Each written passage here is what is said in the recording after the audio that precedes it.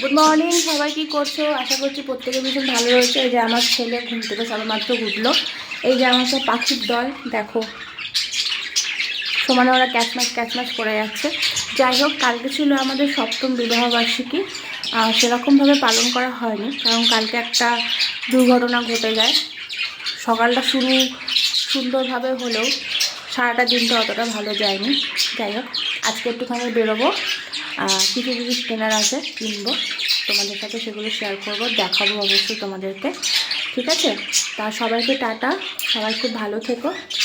এখন ছেলে ঘুম থেকে উঠলো, এখন হচ্ছে ছেলের পেছনে আমার যুদ্ধ চলবে মোটামুটি 11টা পর্যন্ত, কারণ এখন হচ্ছে ওর ব্রাশ পর্ব চলছে। ব্রাশ পর্বটা হয়ে গেলে ওষুধ পর্ব, খাওয়া পর্ব চলবে।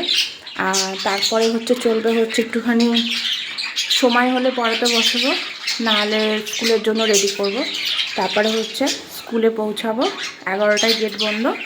দেন বাড়িতে এসে আবার টুকটাক কাজকর্ম। জানি না কখন বেরোবো, মানে ইচ্ছা আছে তো বেরোনোর, টুকটাক কয়েকটা জিনিস কেনার আছে, তোমাদের সাথে সেগুলো শেয়ার করবো অবশ্যই।